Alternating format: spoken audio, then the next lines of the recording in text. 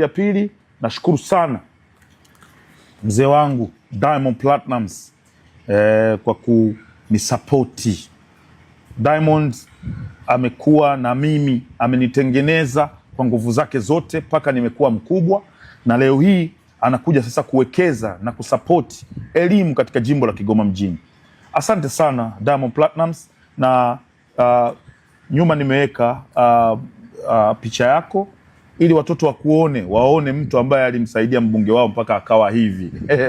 Lakini pia kuna details tofauti na kuna table hapa. Thank you very much Diamond Platnumz. Mimi nashukuru sana, na Mungu akujalie msaada huu uwafikie watu wa Kigoma mjini, na tutakushukuru kwa pamoja. Sisi kama ofisi ya mbunge tukasema hatuwezi kufanya makampuni peke yake, afu sisi kama ofisi ya mbunge tusifanye chochote. Umeona bana?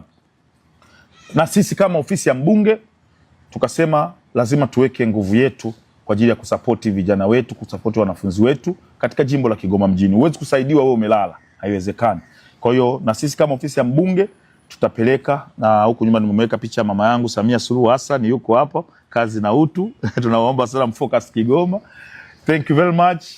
Hii ni kusupport serikali ya awamu ya 6 kuhakikisha sisi ambao tulipewa bendera tuliopewa bendera ya kupeperusha Kigoma mjini, tunahakikisha tunayafanya yale ambayo wananchi wanayategemea, wananchi wanayapenda.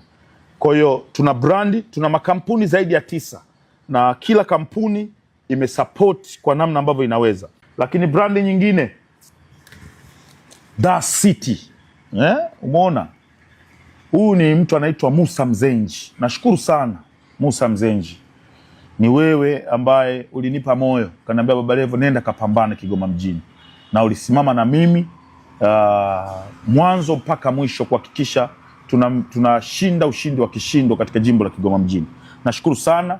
Huyu ni rais wa timu ya basketball inaitwa Da City, timu ambayo kiuhalisia inafanya vizuri na ndio mabingwa ambao watawakilisha nchi yetu ya Tanzania katika mashindano ya kimataifa huko Rwanda, mashindano ya Afrika. Anaitwa Musa Mzenji na timu yake inaitwa Da City. Thank you very much Mose Feza, Mose Kinanda. Brandi ya GSM. GSM, nashukuru sana mzee wangu.